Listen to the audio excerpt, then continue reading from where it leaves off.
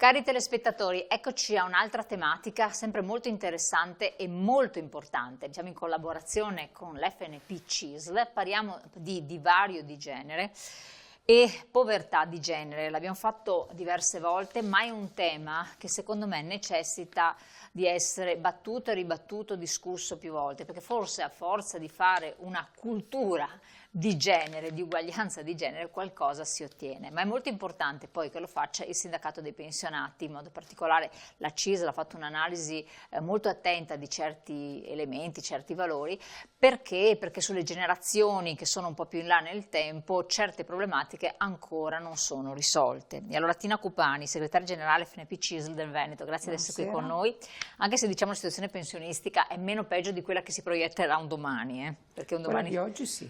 Infatti. È ben arrivato anche Francesco Bisognano del Dipartimento Previdenza FNP CISL del Veneto, grazie anche a lei, ben ritrovato.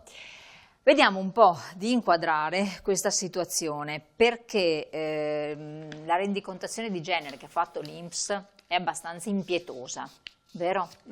Vi ha lasciato, per quanto voi aveste già la sensibilità di capire che non vanno bene le cose, vi ha lasciato un po' così, smarriti, perché i dati sono spaventosi. Sì, i dati sono non solo spaventosi, ma ci lanciano anche un allarme che ci porta ad agire subito. O noi cominciamo a prendere in mano tutta la questione delle future pensioni povere, dei lavori poveri di adesso e anche di come ci sia questo gap fra uomini di genere che causa comunque poi successivamente pensioni al limite della povertà. Io dico non della povertà quella relativa, proprio della povertà assoluta, e questo ci fa capire che noi dobbiamo muoverci ora. Io ho trovato veramente poco rappresentativo della necessità della popolazione del Veneto aver avuto chi ci ha governato e che negli ultimi 20 anni non ha pensato che stava cambiando il mondo. E se noi continuiamo sulla stessa linea, se non ci muoviamo oggi che è già domani, perché domani dobbiamo già avere in mano la programmazione del futuro, ci troveremo non solo ad avere donne povere sole, ma anche tutti poveri. Perché se non intervieni adesso sarà un disastro fra 15-20 anni. Ecco, proprio per precisare per i nostri telespettatori, quando noi parliamo di divario di genere stiamo parlando uomini e donne, sì. C'è una differenza pratica, pragmatica, sì. nel reddito, nel trattamento, nelle proiezioni di quel che sarà un domani, ancora più per le anziane adesso, nel fatto dell'accudire o meno i propri familiari. Quindi tante incombenze che gravano più da una parte senza benefici corrispondenti, no? Sì. Quindi questo è un po' il problema.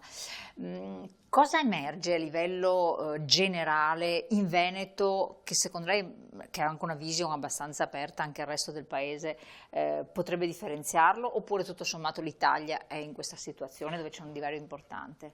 Beh no, non siamo ai livelli di alcune realtà del nostro paese in cui il divario è molto più ampio. Comunque il divario c'è ed è ben presente nella nostra regione e quindi noi abbiamo una differenza retributiva, quindi una differenza dal punto di vista di salario fra uomini e donne a parità di professionalità, di capacità anche di responsabilità lavorativa. Quello che io ho trovato, ne parlavamo ieri con Francesco, un po' che mi ha messo a disagio, che su alcuni settori che non è che sono di per sé settori in cui il lavoro maschile avrebbe anche un motivo perché è pesante, perché è faticoso, ad essere retribuito diversamente, ma lo è anche nei servizi, nella ristorazione, in tutto quello che sono anche i nuovi lavori, le nuove necessità, quindi lì non si riesce a capire ma perché una donna ha una retribuzione inferiore a quella dell'uomo, cioè non ha nemmeno senso da un punto di vista di capacità di svolgere la mansione e capacità di essere professionalmente attenta e preparata e quindi giustamente retribuito. Ecco, perché secondo voi come sindacato, magari anche confrontandovi col sindacato degli attivi, quindi dei lavoratori, chiedo a lei segretaria, ma chiedo anche a lei perché magari le è capitato questo proprio a livello umano. Avviene questo, stiamo parlando poi soprattutto del privato, lei viene da un'esperienza anche nel pubblico, sì, tra l'altro, e chiedo, anche da privato, io ho fatto 16 anni di privato, ecco. E poi sono passata nel pubblico. Quindi ha un'esperienza duplice. Che cos'è che scatta nel datore di lavoro, nel selezionatore, in chi poi prepara il progetto di vita e la carriera lavorativa per fare questo tipo di differenza? Tuttora, perché abbiamo interpellato anche dei giovani. Cosa le hanno detto? Hanno detto che è vero, sì. Che è vero. Loro se poi si raccontano, non hanno peli sulle lingue, non hanno problemi neanche a dire io prendo questo, tu prendi quest'altro. È vero, dopo qualche anno risulta proprio questo. Sì. O addirittura precarietà nel tipo di assunzione. Dica lei dopo. Ho un pensiero mio, sì, è che quello che noi dobbiamo batterci perché ci sia un cambio di approccio culturale. Quando dico approccio culturale non è una parola che magari può sembrare difficile da capire, ma noi siamo abituati ad alcuni stereotipi, cioè si è sempre fatto così, ad alcuni egoismi perché comunque poi la tendenza è di agevolare alcune figure rispetto ad altre e quindi pensare che si è sempre fatto così, è sempre andato bene così per una parte della nostra popolazione, è tutto quello che sono quelle situazioni che si oppongono di fatto al cambiamento. Quindi io non riesco a produrre cambiamento perché sono convinto che questo è il modello che c'è, un modello che va bene così e quindi non ho nessuna intenzione né voglia né interesse a modificarlo.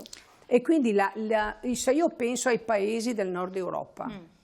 Cioè, questo è un limite molto italiano. Sì. Se io penso, ma molto italiano, ma dopo parlerò anche di alcune regioni vicino a noi, e nei paesi del nord Europa questo non succede. Si fa la retribuzione in qualche maniera è molto quasi simile, c'è una disparità, ma quasi simile fra uomo e donna. Si aiuta molto nell'ambiente lavorativo la donna, nel senso che la si favorisce nel lavoro di cura, le si creano le condizioni per continuare a lavorare, perché si crede nella capacità del genere femminile di essere professionalmente preparato, di essere utile al sistema produttivo. E noi abbiamo una resistenza in Italia, mi dispiace dirlo, ma è un limite molto nostro. E magari nel Veneto abbiamo anche qualche responsabilità in più. Non è pensabile che i nostri giovani, anche i nostri giovani, trovino più in Emilia-Romagna opportunità lavorative rispetto al Veneto. Quindi noi abbiamo un altro tipo di resistenza e quindi è anche la mentalità del datore di lavoro, dell'imprenditore, dell'artigiano veneto che deve cambiare. Noi abbiamo notato, lo vedevamo ieri con Francesco, che per esempio invece c'è un aumento di presenza femminile nel lavoro sulle nuove attività, nuove partite IVA, nuove start-up, quindi artigiane, commercianti che lavorano in proprio. Allora lì la donna riesce ad esprimersi meglio e anche da un punto di vista previdenziale a garantirsi un futuro più ma perché tranquillo. lavora in proprio e questo non è cosa, perché dovrebbe essere anche quando parliamo di operai, di dipendenti, di carriere professionali, perché poi se parliamo di persone con titolo di studio superiore, la carriera... Infatti, quando parliamo di titolo di studio, se andiamo a vedere proprio nel report INPS, le donne culturalmente hanno un livello molto più elevato degli uomini complessivamente, però questo poi non si traduce in un'attività che invece le remunera in maniera adeguata o di carriera per poter avere poi pensioni adeguate. Probabilmente, anzi quasi sicuramente, è un problema culturale che sussiste anche nelle regioni, chiamiamolo del sud Europa, in cui la donna dà molto meno tempo all'attività di lavoro di guadagno perché deve dedicare più tempo a quelle che sono le attività di cura e di sostegno della famiglia nel suo complesso, perché lo Stato non aiuta così come fanno, come diceva la collega, le regioni del nord Ma è una Europa. catena che non si spezza più, perché se lo Stato non fa questo, e non è, lei ha detto una cosa interessante, si è sempre fatto così, non intervengo in modo, nel senso di protesta, no? Proprio protestando in modo molto chiaro, netto in certi ambiti. I genitori educano in un certo modo, perché magari nell'ambito della famiglia ci si aspetta che la figura femminile faccia certe cose anziché altre, e andiamo avanti, perché io continuo a dire 2025 stiamo parlando ancora delle stesse cose.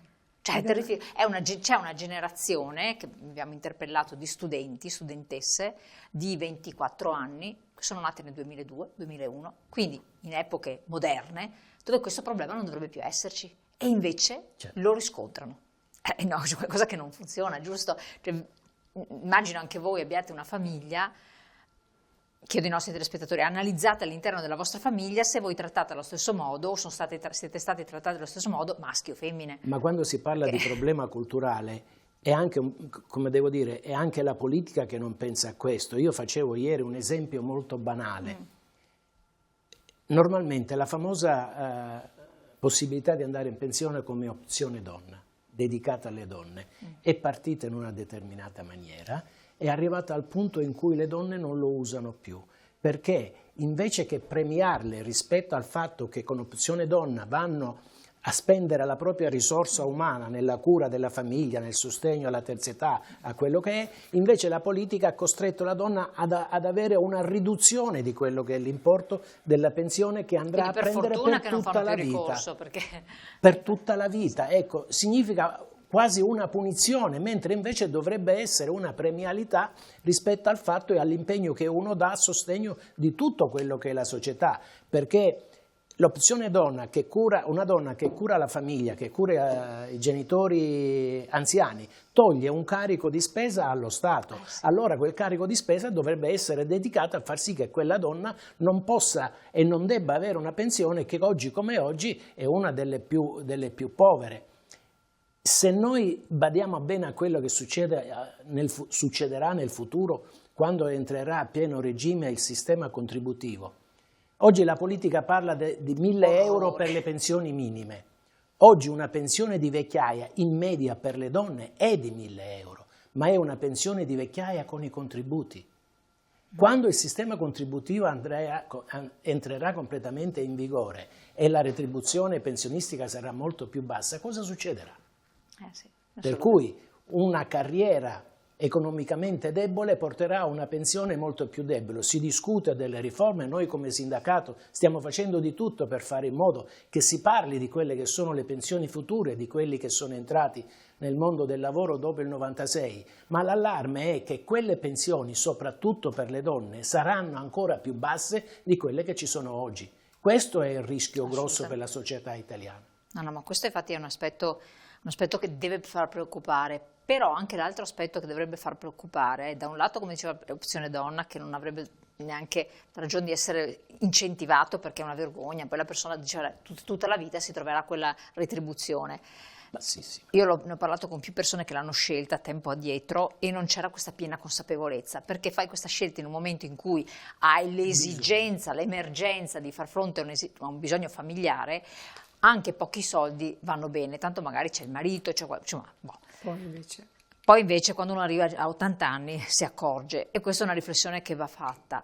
Ma l'altro aspetto rilevante è anche il cercare di incentivare la domiciliarietà della permanenza a casa da parte di persone molto anziane e non autosufficienti, perché è ovvio che se io spingo la domiciliarietà scarico sulle famiglie, chissà chi della famiglia, cioè non ci vuole tanta scienza, un carico di lavoro, di oneri e non di retribuzione, di non poco conto. È ovvio, dal momento in cui io parlo di domiciliarità, di incentivarla, eccetera, è così. Anche un assistente sociale, abbiamo parlato con la Presidente degli assistenti sociali del Veneto, anche con buona volontà, con una riforma importante che possa avvenire, mettiamo una volta al giorno in una casa di un anziano, ipotizziamo, straordinario, sarebbe una cosa, non serve, perché un anziano ha bisogno di un'assistenza continua, quindi sì, dai respiro per un'ora alla caregiver, che è il familiare, ma a questo punto comunque lei non ha il lavoro, cioè non è corretto farlo, No. O no? Questo sarà un argomento che tratteremo noi in una iniziativa che faremo la settimana prossima su tutta la questione appunto delle famiglie che si trovano a gestire i propri cari non autosufficienti da soli e abbandonati dalle istituzioni, quindi insomma è quello che rappresentava lei. Però io vorrei ragionare qua su tutto il lavoro di cura della donna, quello che dopo la porta ad avere i figli, una pensione bassa, perché noi abbiamo poi 2 fotografie di adesso e che saranno anche di futuro. Donne che potranno vivere di più perché l'aspettativa di vita è aumentata, però con più patologie, con più difficoltà, e in quel contesto lì si troveranno ad avere anche pensioni più povere di quelle che hanno le donne adesso. Quindi in un contesto in cui le risorse per la sanità sono sempre meno, sempre disponibili, perché l'abbiamo detto tante volte, sì, aumenta l'età delle persone, diminuiscono le risorse, sarà un dramma sociale. Io sono preoccupata di quello che succederà in Veneto fra 20 anni. Cioè noi non siamo più in grado di garantire a tutti questi anziani, ma qua metto anche gli uomini, una vecchiaia in cui si sentono sicuri e protetti e seguiti, perché saranno poveri e la sanità avrà sempre meno risorse, per cui bisogna riprendere in mano tutto il modello, quindi partire dal rilancio dell'economia, dalle nuove professioni, incentivare i giovani a mettersi in discussione, cercare di agevolare e valorizzare il lavoro di cura. Il lavoro di cura, gli organismi mondiali li calcolano all'Organizzazione Mondiale, quindi non me lo invento io, in 4-5 ore medie di una donna al giorno. Moltiplichiamo, vogliamo dare meno 5 euro per questo lavoro, quindi anche da questo punto di vista saper riconoscere e valorizzare, quindi considerare che all'interno del sistema economia questo potrebbe avere un impatto che mi porta a restituire a queste donne qualcosa, lo diceva sì, prima Francesco. E poi un'altra riflessione che vorrei fare qua è: noi abbiamo fatto nel periodo del Covid tutta quell'esperienza lavorativa di smart working, che è stato un momento in cui noi siamo riusciti a conciliare la vita e il lavoro. È un'esperienza interessantissima che in molte multinazionali, in molte realtà, sempre del nord Europa, hanno continuato ad essere rappresentate, quindi continua ad esserci in questo modo. In Italia no. Anzi, abbiamo detto rientrate e andiamo qua in presenza, quindi ma perché noi non abbiamo questa capacità di essere lungimiranti, di uscire dalle solite consuetudini? Perché non abbiamo il coraggio di guardare avanti? Lei ha ripetuto di nuovo il coraggio, ed è una cosa secondo me su cui bisogna riflettere. Coraggio e cuore, non è solo coraggio, è cuore. Perché il coraggio di farlo, perché tu hai a cuore le persone che avranno bisogno. Lo so. Un domani, se tu non costruisci adesso il nuovo modello, sei responsabile di quello che succederà fra 20 anni. Io mi sento responsabile di non aver pensato prima, però mi giustifico perché ero nel mondo della scuola, quindi guardavo le nuove generazioni, non guardavo il futuro. Però mi sento responsabile di non aver 20 anni fa pensato che andavamo incontro ad una popolazione più anziana, che l'economia non stava volando come aveva volato negli anni 78-80, quando c'è stata la riforma del sistema universalistico della sanità che abbiamo noi in Italia. Quindi se allora avessimo anche saputo ragionare e fare un progetto di investimenti diversi, di modo del lavoro diverso, forse adesso non ci troveremo oggi così, e io sono preoccupata di quello che assolutamente. Volevo tornare sul termine che ha usato, per il coraggio di pensarci prima, poi tra l'altro. Però il sindacato, non solo il sindacato, non è quindi parti sociali, ma ci sono anche altre forze che hanno possibilità di prendere la cosa in mano e forse smuovere qualche cosa, perché il singolo, secondo me, cioè tanti singoli uniti fanno massa critica ed è giusto, però devono essere sempre incentivati e spinti da qualcuno che apre la strada, che porta avanti, un po' come fate voi, perché questo che voi state continuando a fare, a dire, eccetera, Forza Italia qualcosa sensibilizzerà. È importante anche, cioè non è anche le parole servono perché creano una cultura, una propensione, però poi il coraggio di buttare il cuore oltre... non è così il coraggio in questo momento per fare scelte che comunque vanno nel futuro deve averlo la politica, perché la politica deve trovare quelle risorse che servono a far sì che quando la donna si deve allontanare da un percorso lavorativo o di impegno nel lavoro per accrescere la sua retribuzione, copra quell'assenza, perché quell'assenza fa risparmiare allo Stato per il lavoro che fa la donna qualcosa che è un valore assoluto che, come devo dire, si riflette su tutto quello che è il comportamento della società. È la politica che deve smetterla di inseguire piccoli bacini elettorali in cui si regalano magari risparmi di tasse invece di impegnare risorse sulle persone che realmente fanno risparmiare il sistema Italia, perché impegnano la loro vita rimettendoci dal punto di vista poi finale, perché come devo dire, si parla sempre dei consumi interni, ma i consumi interni li fanno lavoratori dipendenti e pensionati. Se togliamo i soldi ai pensionati nel futuro e ai lavoratori dipendenti perché quando non lavorano non glieli diamo, i consumi interni chi lo fa? Quelli che accumulano risorse per impegnarle soltanto nelle istituzioni finanziarie. Ecco, allora il coraggio deve averlo la politica, di smetterle di inseguire chimere e di badare alle cose realistiche, quelle che il sindacato sta spingendo e sta chiedendo insistentemente di fare da anni per rimediare a quello che è un comportamento futuro del sistema previdenziale che comunque si vede già da oggi, non si è visto 30 anni fa, ma si vede già da oggi. Il 96, tutti quelli entrati nel mondo del lavoro a partire dal 96 avranno questo problema nel futuro. Infatti, e ce l'avranno ed è grossissimo.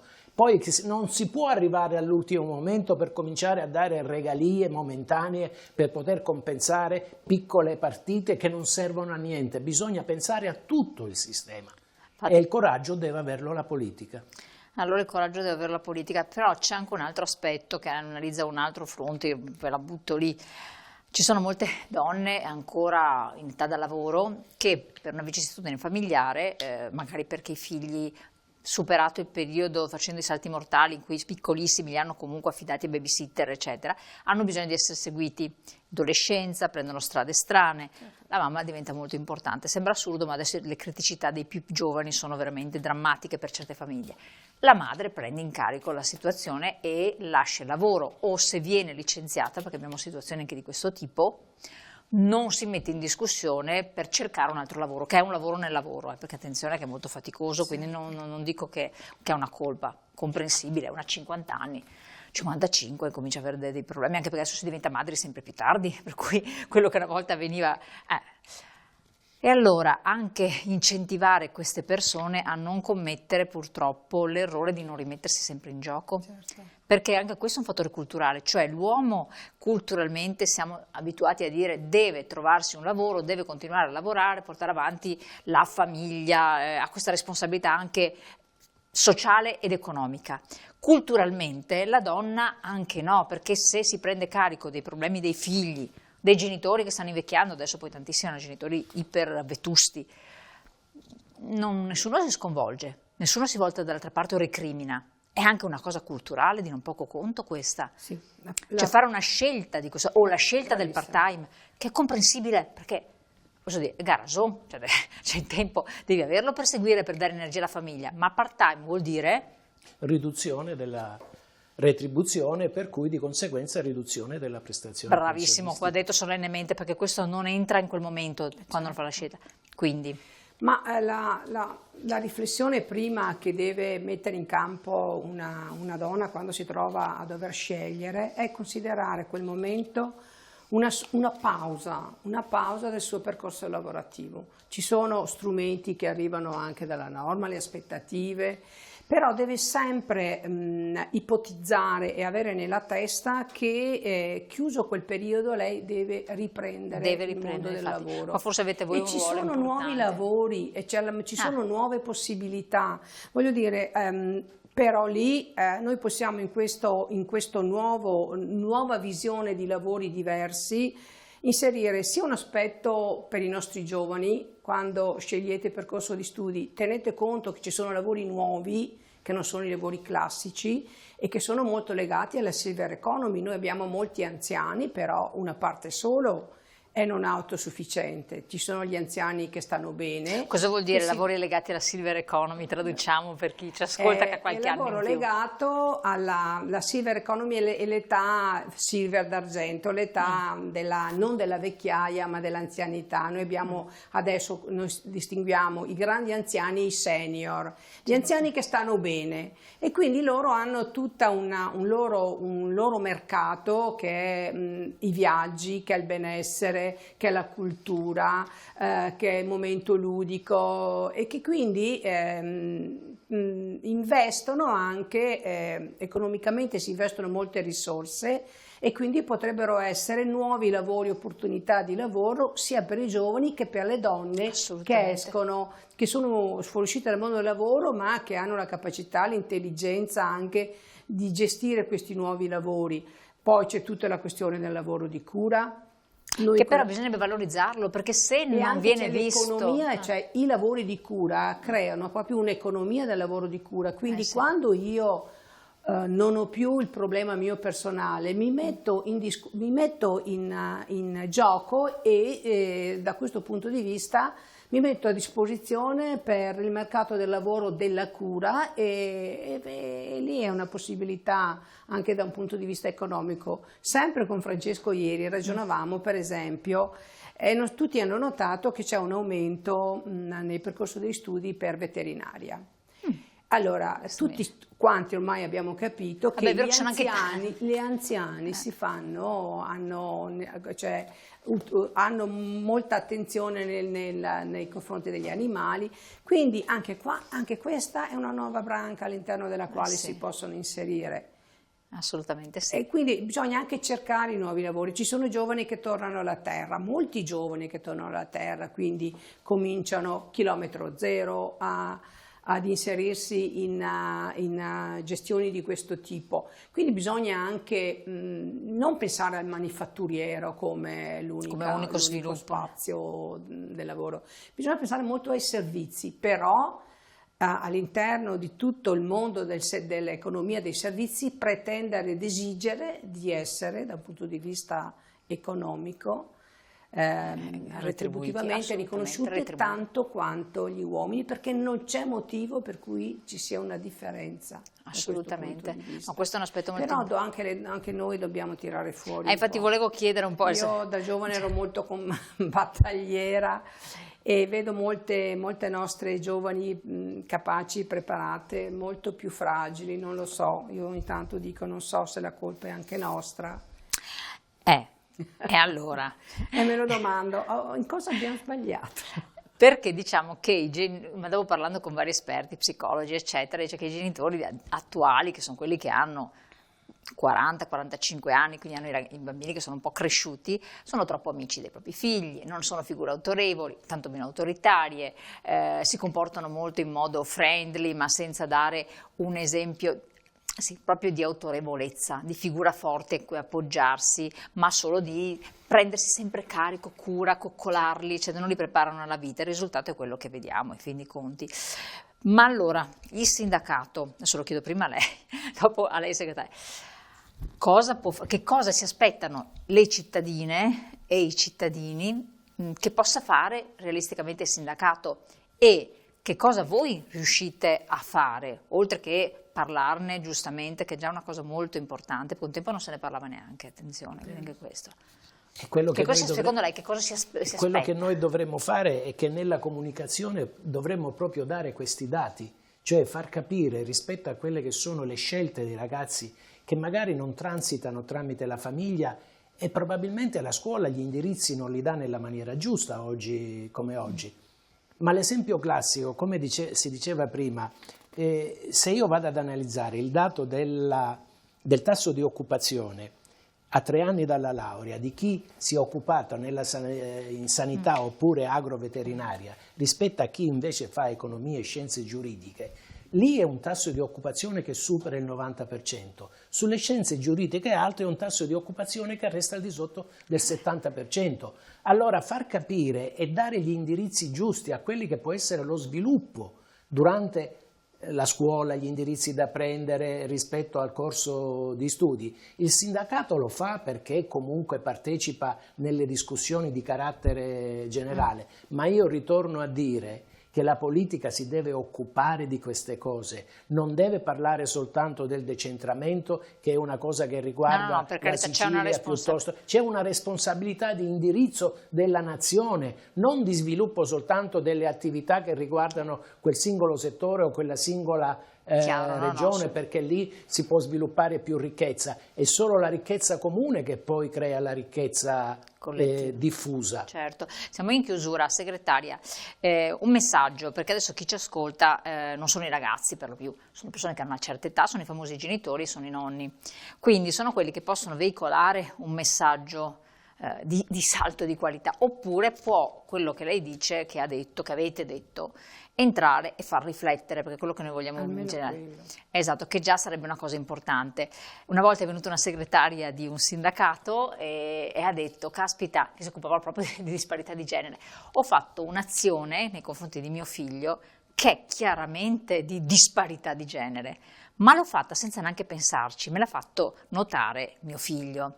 Per cui persino in chi si occupa di queste cose, a volte comportamenti così incondizionati possono creare dei presupposti educativi sbagliati. Poi per fortuna il figlio era anche molto già strutturato, per cui ha fatto notare alla madre, ma cosa dici? Ma ecco, che cosa si sente di dire come consiglio finale? Noi dobbiamo dire alle mamme e alle nonne che devono avere il coraggio di raccontare alle loro nipoti e alle loro figlie che il futuro è nelle loro mani e che se non se lo prendono adesso e non se lo costruiscono e non si combattano per avere puntano i piedi. Guarda, è una società che non regala niente a nessuno. Infatti. Quindi da questo punto di vista serve anche nel rapporto di intergenerazionalità, nel raccontare anche quello che i sacrifici che facevamo noi quando eravamo giovani, che poi ci hanno dato anche la soddisfazione di avere anche dei risultati nel mondo del lavoro, ma anche perché ci siamo costruiti una carriera, ci siamo costruiti un percorso.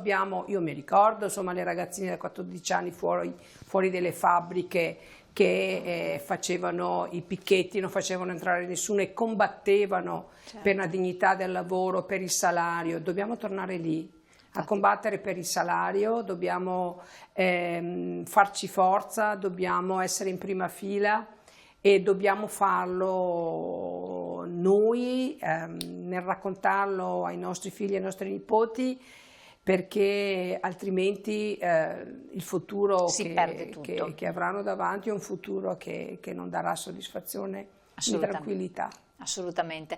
Allora io vi ringrazio, il tempo è volato, grazie a Tina Cupani, segretaria generale FNP CISL del Veneto, Francesco Bisognano del Dipartimento Previdenza FNP CISL del Veneto, grazie di averci consentito di affrontare ancora questo tema che è molto importante e a voi di fare delle riflessioni, quindi pensate a quello che è stato detto, non è una cosa di secondaria importanza, ne va del futuro di tantissime persone, poi delle famiglie, perché poi alla fin fine se la donna non sta bene neanche il compagno, i figli, eccetera, quindi è una questione anche etica, sociale, non solo economica. Abbiamo affrontato l'aspetto economico perché forse è quello che tocca di più le persone, ma non è solo quello. Ne parleremo ancora, seguiremo sempre supportati dall'FNP CISL vari capitoli insieme. Intanto buon proseguimento, buona serata, a voi grazie e buon lavoro. Buona serata.